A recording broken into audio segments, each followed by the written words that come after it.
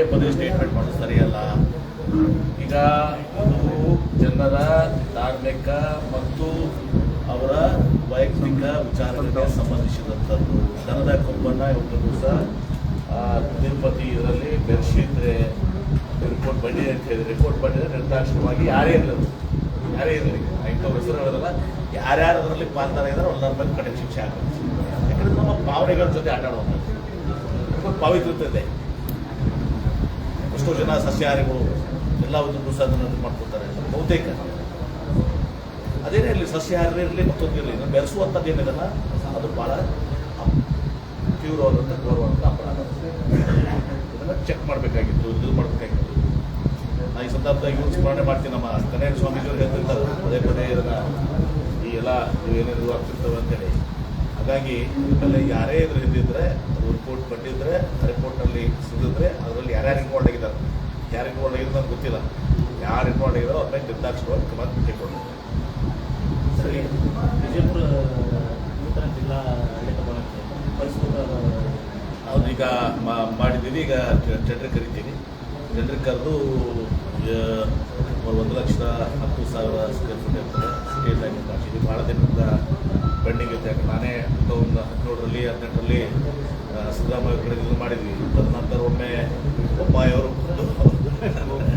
ಒಂದು ನಾವು ಫೌಂಡೇಶನ್ ಮಾಡಿದ್ದು ಗೊತ್ತಿರಲಿಲ್ಲ. ಅವ್ರು ನಾನು ಹೇಳಿದೆ ಆ ಫೌಂಡೇಶನ್ ಹಾಕಿದ್ದೀವಿ, ಅದನ್ನು ಮತ್ತೆ ಎತ್ಕೊಂಡಿದ್ದೀರಲ್ಲ ಅಂತೇಳಿ.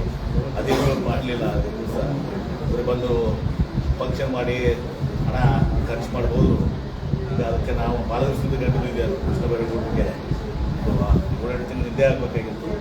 ಆದರೆ ಅದು ಪರಿಷ್ಕೃತ ಇದು ಆಗಿ ದಿವಸ ಅದು ಆಗಿದೆ. ಒಂದು ಒಳ್ಳೆ ಭವನ ಆಗ್ತದೆ. ಮತ್ತು ಫ್ಯೂಚರ್ ಆಗಿನೂ ಕೂಡ ನಾವು ಎಕ್ಸ್ಪಾನ್ಷನ್ಗೆ ನಾವು ಇನ್ಸ್ಟ್ರಕ್ಷನ್ ಕೊಡ್ತೀವಿ. ಮೇಲೆ ಒಂದು ಫ್ಲೋರ್ನು ಅಡಿಷನ್ ಆಗಬೇಕು ಮತ್ತು ಆಜು ಬಾಜು ಜಾಗ ಇದೆ. ಆಜು ಬಾಜು ಜಾಗದಲ್ಲಿ ಕೂಡ ಮುಂದಿನ ಎನೆಕ್ಸ್ ಅಂತೀವಲ್ಲ ಅಂದರೆ ಹೆಂಗೆ ವಿಧಾನಸೌಧ ಪಕ್ಕ ವಿಕಾಸಸೌಧ ಇದೆ ಹಾಗೆ ಇದು ಸುಧಾ ಆಜು ಬಾಜು ಏನು ಜಾಗಗಳಿದ್ದಾವೆ ಅದನ್ನು ಒಂದು ಮಾಸ್ಟರ್ ಪ್ಲಾನ್ ಮಾಡಿ ಅದನ್ನು ಐಡೆಂಟಿಫೈ ಮಾಡಿಟ್ಬಿಡಿ. ಒಂದೇ ಒಂದು ದಿವಸ ಒಂದು 10 ವರ್ಷ ನಂತರ 20 ವರ್ಷ ನಂತರ ಇವತ್ತು ಮತ್ತೊಂದು ಕಟ್ಟಡ ಬೇಕಾಗಿದ್ರೆ ಎನೆಕ್ಸ್ ಬೇಕಾಗಿದ್ರೆ ಆ ಎನೆಕ್ಸು ಆಗಬೇಕಾದ್ರೆ ಅಲ್ಲಿ ಆಗಬೇಕು ಅಂತ 10 ವರ್ಷ ಕೊಟ್ಟಿದೆ.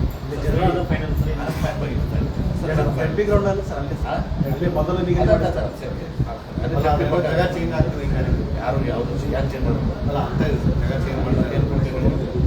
ಒಳ್ಳೇದಿಲ್ಲ ಸರ್. ಈಗ RCB ಅಂತ ಹೇಳಿ ಈಗ ರಾಯಣ್ಣ ಬ್ರಿಗೇಡ್ ಮತ್ತು ಸಂಗಮ ಬ್ರಿಗೇಡ್ ಈಶ್ವರಪ್ಪ ಅವರು ಮತ್ತೆ ಮಾಡಿದವ್ರು ಕೇಳಿದ್ರು. ಅಲ್ಲಲ್ಲ ಸರ್, ಇದೇನು ಮತ್ತೀಗ ಯಾಕಂದ್ರೆ ಒಂದು ಅಹಿಂದ ಹೋರಾಟ ಶುರುವಾಯಿತು. ಅದೇ ರೀತಿ ನಾನು ನೋ ಕಮೆಂಟ್ಸ್ ಮಾಡಿದವ್ರು ನಾನು ಮಾಡಿದವ್ರು ನಾನು ಯಾರು ಮಾಡಿದಾದ್ರೆ ಏನು ನಮ್ಗೆ ಗೊತ್ತೂ ಇಲ್ಲ. ನೀವು ಮಾಡಿದವ್ರು ಅಂತ ಹೇಳಿದ್ರೆ ಮಾಡಿದವ್ರಿಗೆ ಹೋಗಿ ಕೇಳಿ. ಸಿದ್ದರಾಮಯ್ಯ ಯಾವಾಗ ಸ್ವಾಭಾವಿಕವಾಗಿ ಇವತ್ತು ಊಹಿಸಲಾರದಂಥ ಆಪಾದನೆಗಳು ಬರ್ತಾ ಇದ್ದಾರೆ. ಯಾರು ಊಹೆ ಕೂಡ ಮಾಡಿಲ್ಲ ಈ ರೀತಿ ಕೆಲವೊಂದು ಕೆಲಸಗಳ ಮಾಡಲಿಕ್ಕೆ ಸಾಧ್ಯ ಇಲ್ಲ ಅಂತ ಹೇಳಿ. ಅಂಥವೆಲ್ಲವೂ ಕೂಡ ಇದು ಹೊರಗೆ ಬರ್ತದೆ. ತನಿಖೆ ಆಗಲಿ, ತನಿಖೆ ನಡೆದಿದೆ. ಇಲ್ಲ ತನಿಖೆ ಆದರೆ ಅದರಲ್ಲಿ ನಿಜವಾಗಿಯೂ ಕೂಡ ಆ ರೀತಿ ಊಹಿಸಲಾರ್ದಂಥ ಒಂದು ಘೋರವಾದಂಥ ಒಂದು ಕೃತ್ಯವನ್ನು ಮಾಡಿದರೆ ನಿರ್ದಾಕ್ಷಿಣ್ಯವಾಗಿ ಇದ್ರ ಮೇಲೆ ಕ್ರಮ ಆಗಬೇಕಾಗ್ತದೆ. ತನಿಖೆ ನಡೆದಿರೋದ್ರ ಮೇಲೆ ಅಂತಿಮ ತನಿಖೆ ಆಗಲಿ, ಇವ್ರ ಮೇಲೆ ಕ್ರಮ ಆಗಲಿ. ಸರ್ ಯಾರು ಊಹೆನೂ ಮಾಡೋಕ್ಕೆ ಸಾಧ್ಯ ಇಲ್ಲ. ಇಂಥವೆಲ್ಲ ಕೂಡ ನಾನು ಫಸ್ಟ್ ಟೈಮ್ ನಾನು ಗಾಬರಿ ಆದೀವಿ ಇದನ್ನು ನೋಡೋಂತ ಕೇಳಂತ ಸರ್ ಟೋಟಲ್ ಏನು